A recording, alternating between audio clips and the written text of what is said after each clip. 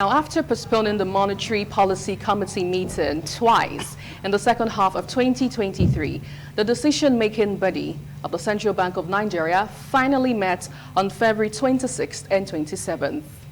The CBN's Monetary Policy Committee raised the monetary policy rates to a 22 high of 18.75%, even as its previous rate increases have been felt by households at all income levels.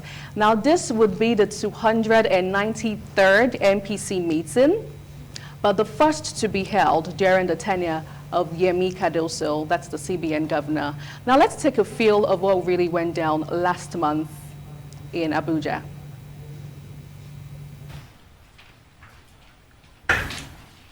Decisions of the MPC. The committee decided to further tighten monetary policy as follows. 1.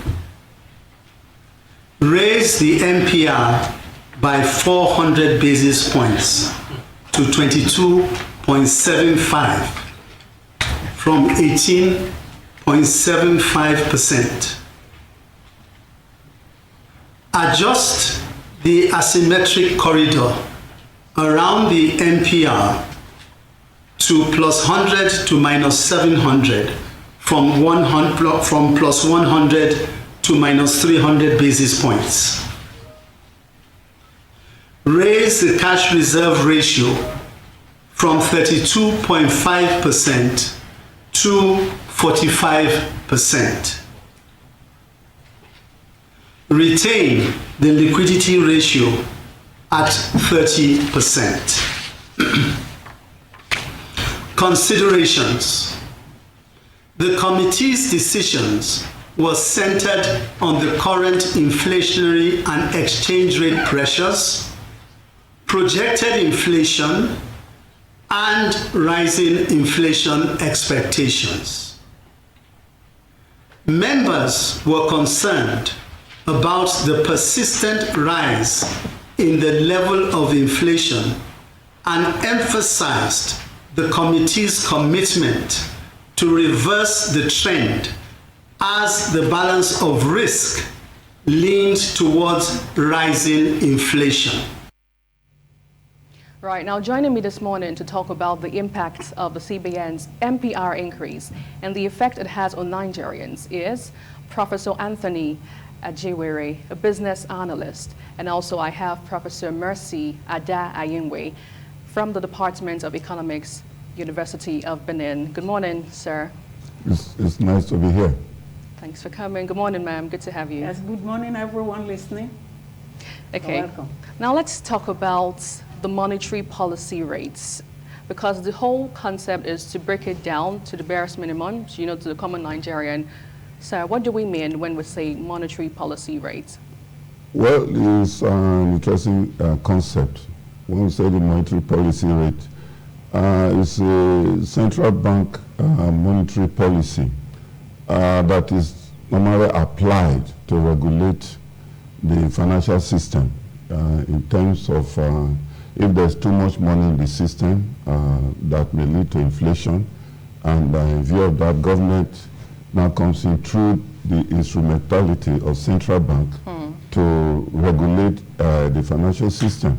That is to say, if we take a little bit of historical perspective as to what has been the activities in that sector, that is the monetary policy rate.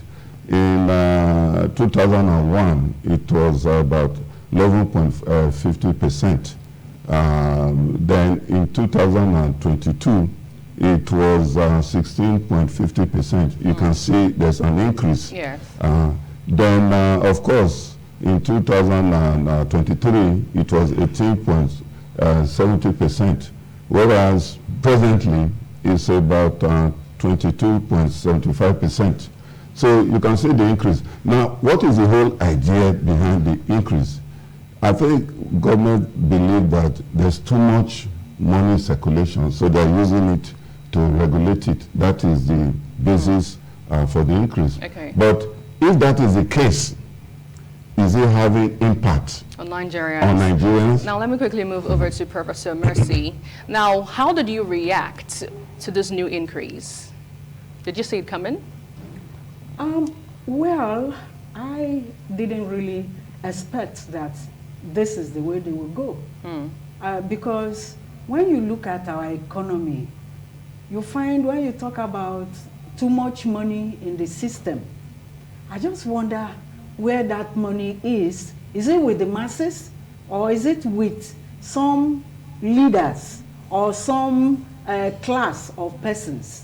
So if they have increased this monetary policy rate from 18.5 or so to 22.5, is about 4% increase. What they are gunning for is to mop up the excess naira in the system. But as far as I know, it is not really the excess naira in the system that is causing the problem we have. We know that the major problem we have is externally based. And that is what we should be pursuing rather than pursuing the internal issues. Now, if we wanted to raise this monetary policy rate, are we going to be able to catch those people who really have this excess money?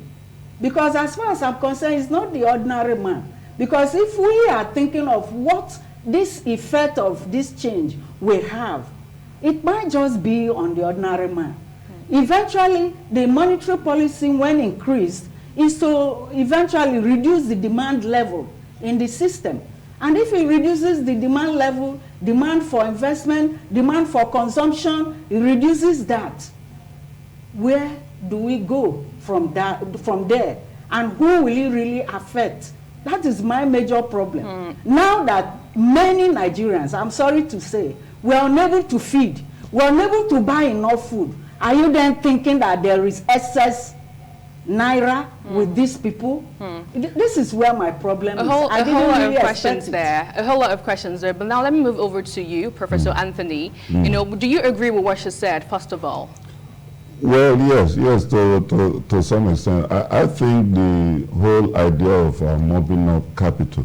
Now, money is in few hands. And these individuals, if you like, you call them cabal, control this money seriously. And if you look at the genesis, the background as to where this money, how these monies were acquired, is the fact that the foreign exchange market, the official market, we are aware that recently we saw figures where all sorts of people were registering in central banks. Some even had, Lovers Bank. Some even have all sorts of funny names. Right. They were using it to siphon money from central bank. Now the issue is this. These monies, were they made for economic generating purpose? The answer is no. Okay? I don't want to start mentioning names here. Right. Some of those big guys, big business guys you have seen, in fact, unfortunately, one of them died last time, a few weeks ago, in US. So what they do, they go to central bank, the official rate, they buy the naira at the official rate. And when they buy this naira at official rate, what happens? They are not using it for economic generating projects. They don't have industry. They don't have companies. Okay? They spend this money for themselves and they become millionaires overnight. How does it happen? They go to the black market. They sell this foreign exchange, official foreign exchange that is made for the manufacturing sector, for the productive sector. Right. They take this money away from the system. Instead of the manufacturing sector to have this money, buy it at official rate, and when they buy it at the official rate, what happens? They will not have enough foreign exchange to buy either finished goods or spare parts or raw material from abroad. But these manufacturing companies who really need this foreign exchange at the official rate, they now go to the black market to buy. And by the time these people who have siphoned this money from central bank, they sell it to the black market, then the real manufacturing sector will not go and buy them. What happens? Inflation goes up. Cost of production goes up. That is what we are experiencing. And that is why when central bank came to say they are mobbing up, fine, but they are not done they have not attacked the real problem. Whom are they selling foreign exchange to? That is the issue. Until that one is tackled fundamentally, we remain where inflation will continue, high cost of production will continue. Because if you look at the cost of product today now, it didn't just emerge from nowhere. It's as a result of the spending, high rate of spending, okay, which is a reflection of the rate of foreign exchange, okay, because most of our raw materials are sourced abroad. Most of our spare parts are sourced abroad.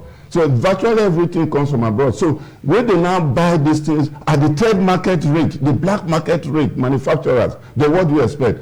Prices of goods and services will go up. That is the hardship Nigerians are presently going through. Right. Now, speaking about, I love the fact that you talked about production costs and, the manufacturing sector.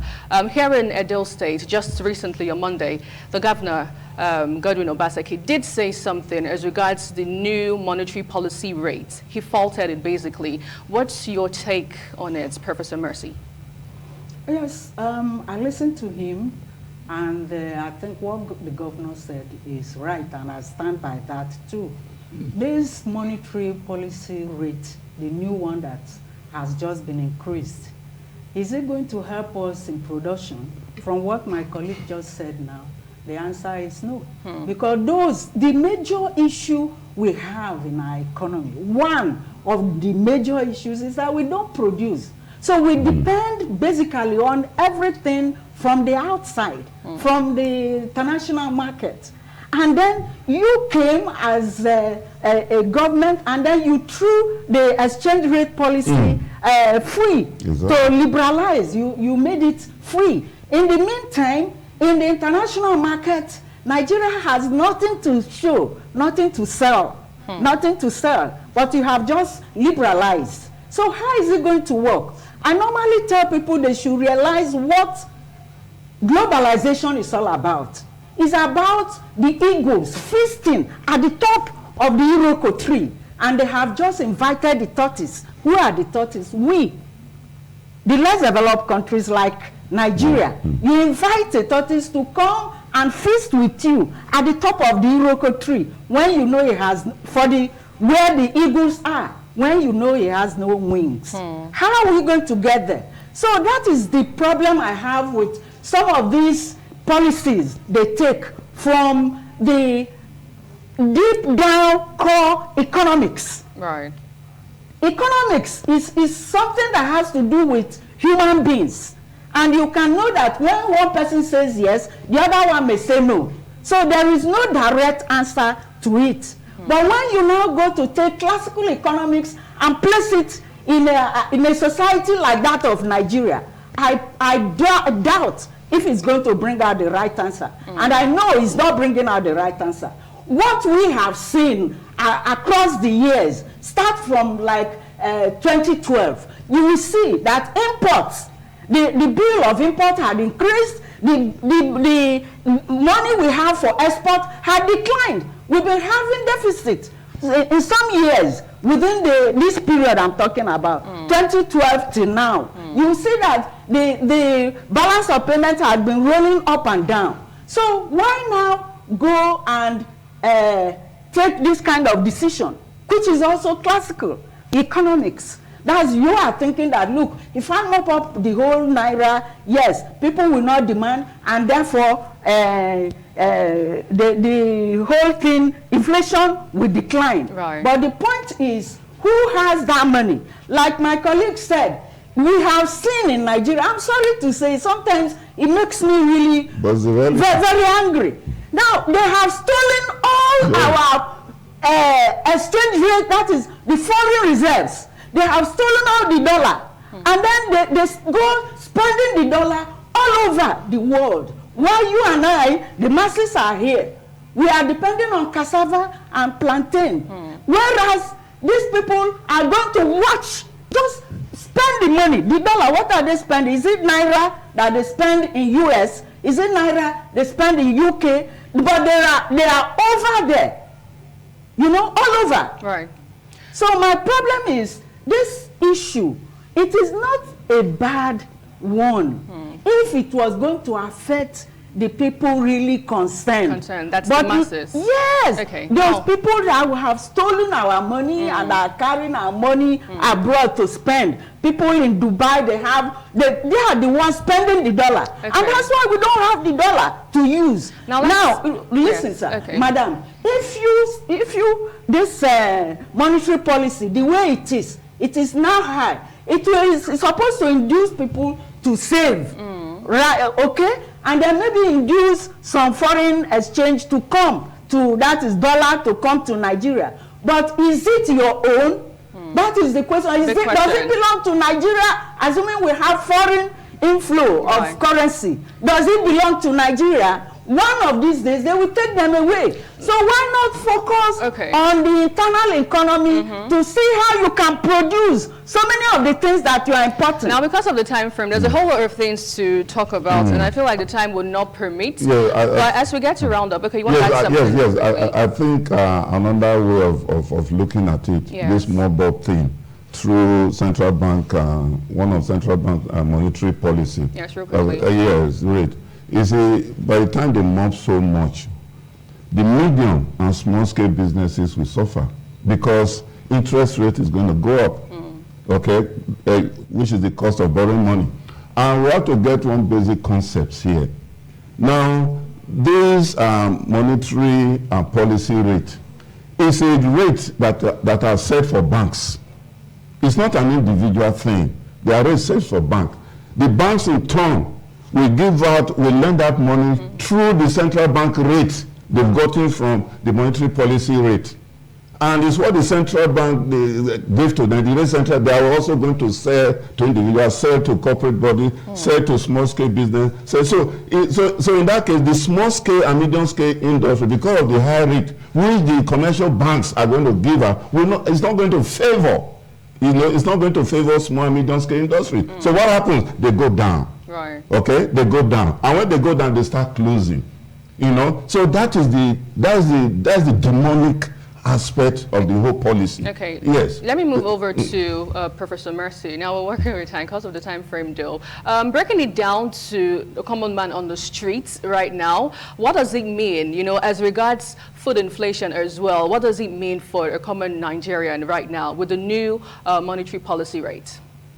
Yes, with the new monetary policy rate, like my colleague rightly said, is going to bring about constraints in people being able to take out loan from the banks, because the interest rate, which were being like between 15%, they used to give between 21% to maybe 30%, is going to increase to about 35%, because their benchmark is now 22.5%. So with that, many people who used to borrow money to do one or two things cannot get that money, and it's usually the low people, that is the maybe small scale industries that are really going to be affected in this area. And if that be, remember, they did not do only MPR change, they also use CRR. So if you look at that too, is a constraint on the banks to even give out a loan. So this too is going to affect the common man. Eventually, it trickles down from wherever and to the common man, which means the common man might not be able to have enough cash now to do whatever. Yeah, if I must add to that, is very simple logic. Now, the way I take buy, now go take sell, if I must be forced to speak the local language. Now, if these banks got it at a high rate from central bank, what do you expect? They're also going to sell to other companies at that high rate. So by the time they sell to those companies at high rate, cost of production will do what? Will shoot up. And when cost of production shoots up, okay, the marginal price of whatever product they have produced will also go up. Therefore, the common man with income stable, income is not also going up geometrically. So what happens? Income is stable, static. Therefore, since the cost of production has gone up, they are going to add it to the unit price. It will now affect the marginal price of any consumption goods in the market. That Perhaps that is what we are presently experiencing now. That is why the hardship we are talking about is what we are saying now. That is why cost of goods will now go up. The common man will now suffer. Okay, Professor Mercy, in one sentence, just give out an intervention, especially for SMEs at this point. For SMEs, small and medium scale industries, I'll tell them to continue to produce in spite of whatever is going on. They may scale down their production level, but they should continue to produce. Okay. Thank you. And Cardoso also did say that the next MPC meeting would be holding this month, March 25th and March 26th. What should we be expecting? Well, it's unfortunate because what I've seen so far is the practice of voodoo economics. Voodoo economics in the sense that they are not looking at the reality on ground and therefore fashion out monetary policy that will not make the masses to suffer, especially when we remember the meaning of democracy is government by the people for the people and not government of a few people who come to suck the foreign exchange from central bank. All right. Then I also advise small and medium scale industry. They should be doing what you call inward integration. They should be looking at how they will get raw material locally, you know, to supply their needs instead of depending on foreign exchange, which will be very difficult for them to cope with. All right. Thank you so much. I must thank you, Professor Anthony Ajiwere, a business analyst, and also Professor Mercy Ada Ayinwa. Thank you so much for gracing the studio this morning. It's a pleasure to be here. That's all on this bit.